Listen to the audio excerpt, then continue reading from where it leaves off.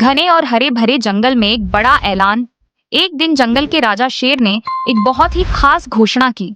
हम जंगल में एक भव्य दौड़ का आयोजन कर रहे हैं।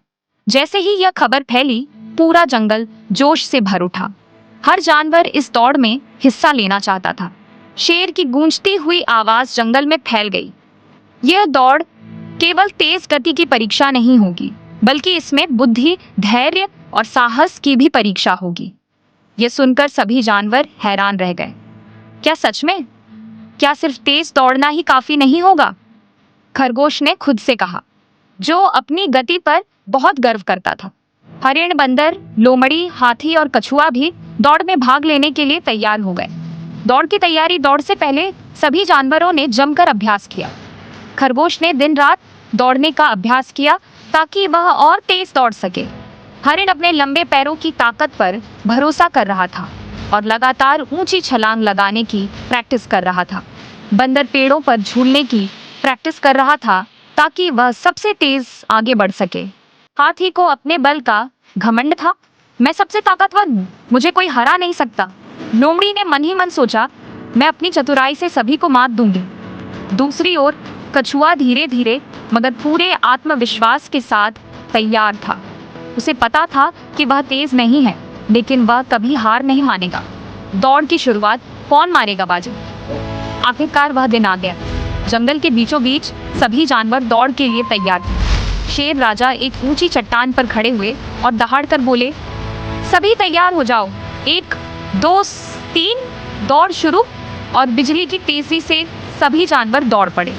खरगोश सबसे आगे था, जैसे हवा से बातें कर रहा हो। हरिण भी अपनी लंबी टांगों की ताकत से बहुत तेज दौड़ रहा था। बंदर पेड़ों की शाखाओं पर झूलता हुआ आगे बढ़ने की कोशिश कर रहा था। हाथी भारी कदमों के साथ धीरे मगर आत्मविश्वास से आगे बढ़ रहा था। लोमड़ी ने गुप्त रास्ता खोज लिया ताकि सबको पीछे छोड़ सके। और कछुआ, वह धीरे धीरे मगर लगातार अपनी गति से आगे बढ़ रहा था। नदी का इम्तिहान, सभी के लिए कठिन चुनौती।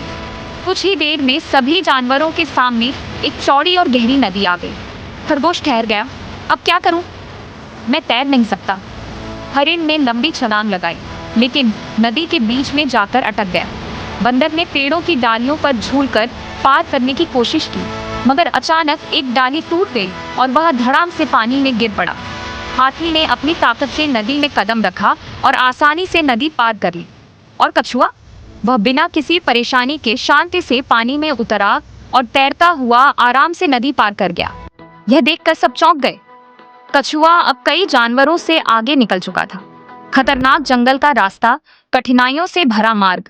नदी पार करते ही जानवरों को एक घने और खतरनाक जंगल से होकर गुजरना था। चारों तरफ कांटेदार झाड़ियां, फिसलन भरी चट्टानें और गहरे गड्ढे थे। खरगोश अपनी तेज दौड़ के कारण एक झाड़ी से टकरा गया और घायल हो गया। हरिण भी दौड़ते दौड़ते एक गड्ढे में गिर गया और उसे बाहर निकलने में समय लग गया।